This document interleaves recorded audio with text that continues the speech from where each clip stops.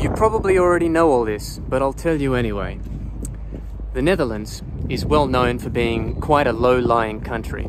That's where it gets its name. 17% of the Netherlands territory is below sea level.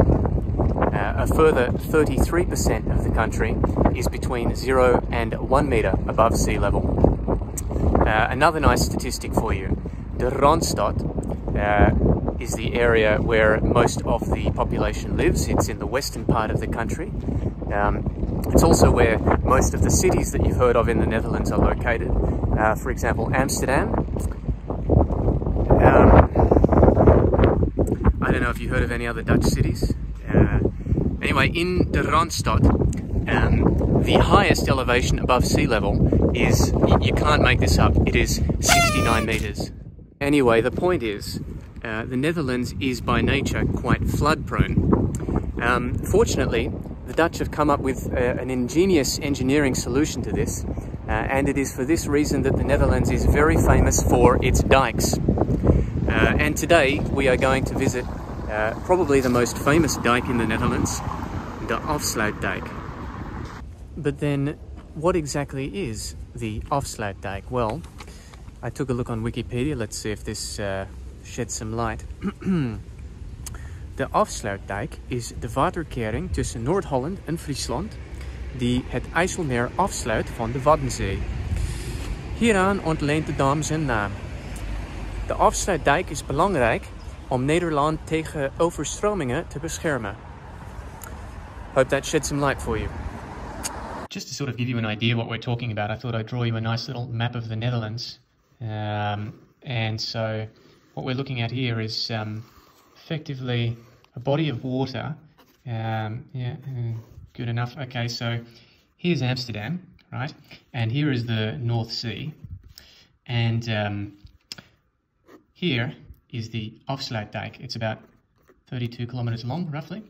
And the idea is this body of water here, and there's like a river here and it goes to the sea, becomes a lake. It used to be a sea, and all of the water from when there'd be a storm surge, you'd have water effectively piling up in here and effectively flooding, this entire zone of the country, which is low-lying, and there's like networks of rivers and stuff.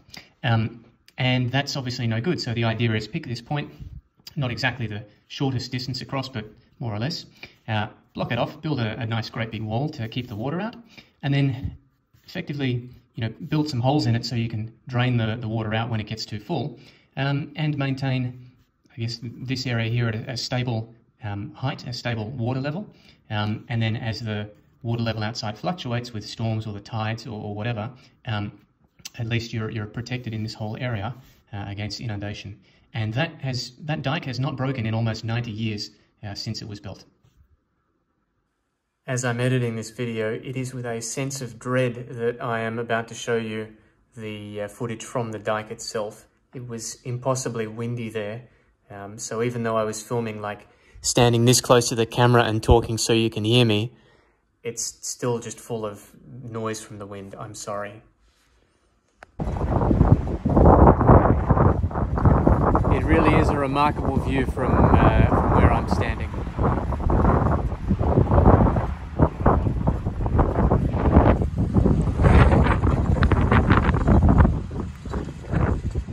De strijd tegen het water blijft een strijd door en voor de mens. Keep that in mind.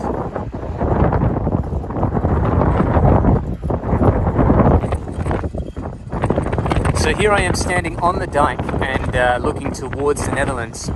That there is the IJsselmeer, which used to be the Zuiderzee. Basically, that's a dam. It's called a dike, but really it's a dam. So now to my left is basically the North Sea. It's the Waddenzee, which then goes on to the North Sea. Unfortunately, at the moment, the pedestrian and cycle path is closed as part of a huge maintenance project that they're doing here, which won't be totally done until 2023, but I think the cycling path will be open in 2022, so I'll be holding my breath for that, and as soon as it's possible, I'll ride across this thing.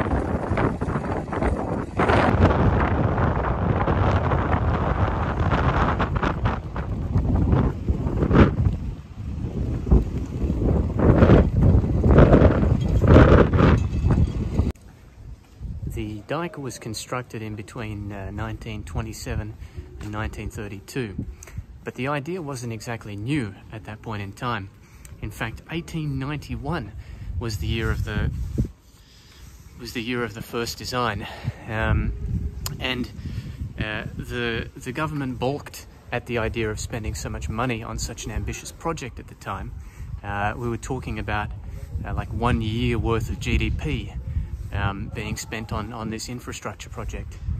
Can you imagine in Australia, can you imagine us spending 1 year of GDP, so like $2 trillion almost, on an infrastructure project?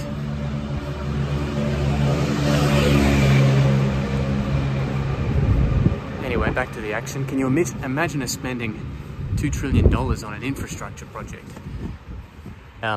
Point is, they ummed and ahed about it for a while, and then in 1916 there was a huge and devastating flood, and then they finally committed to saying, yeah, let's do this. So from 1891 until 1927 was how long it took from first design to actually beginning construction. And yeah, 5 years later it was finished, and the year after that they finished the motorway, so you could actually ride your bike across it, for example.